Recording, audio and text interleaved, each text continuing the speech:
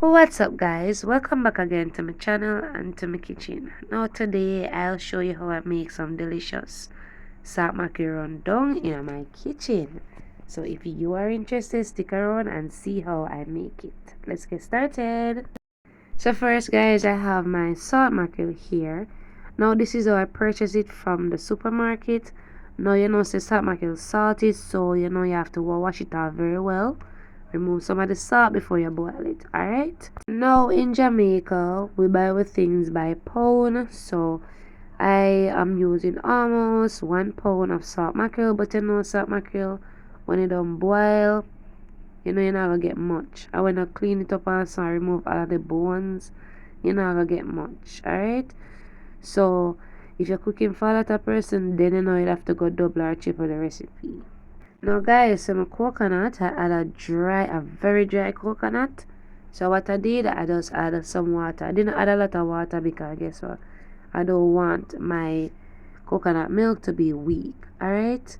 So try to get a very dry coconut to make the recipe. You know, the drier the coconut, the better. But guess what guys, if you want to grate yours, then you can always use a grater. But guess what? Me not gonna scrape up my finger with a grater, so I just cut them up and just throw them in the blender, blend them, and then after I finish doing so, I am going to use my strainer to extract the juice. Alright? Now you don't want to add too much liquid when you go and blend your coconut, because guess what? As I said before, you don't want your coconut to get too weak, and then you know take too long, you know, so make sure you not add a lot of water when you're going to blend your coconut. Now I have, when I strain it, I'm going to have about 3 cups of coconut milk. For the recipe, I've never used packed coconut powder and I never use the can. So if you try it before, I won't judge you, but guess what? I do it the authentic way, so a fresh coconut milk, I say. Alright? Now just strain the coconut milk, then add it to a pot. After I do so, I'm going to let it come to a boil. But bear in mind guys that you don't want it to boil on a very high flame, because coconut milk tend to boil over on the stove. Now this is the pot I'm going to be adding my salt mackerel in. So what I did, I just add some water, then I cover the pot, and when it comes to a boil, I return and show you when I'm adding it to the pot. Now as the coconut milk boil, you don't want to stir it, just leave it, because as it boils, the custard are going to form around the edges, alright? And you will see that the milk reduces slowly, alright? Remember, don't boil it on a high flame. Now as the water boils, I am going to add my salt mackerel.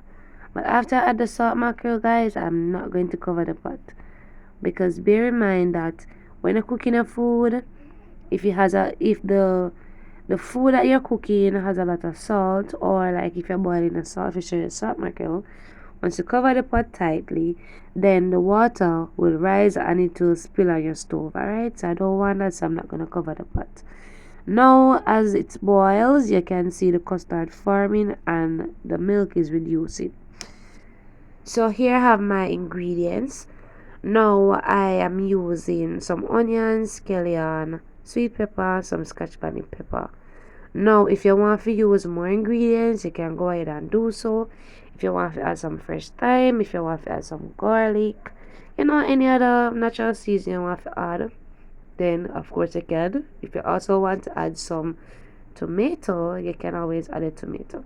I normally fry up my salt mackerel with tomato, but since I'm going to be using the coconut milk, I'm not going to add any tomato. Alright? Now at this point guys, it is time for me to add my natural seasoning.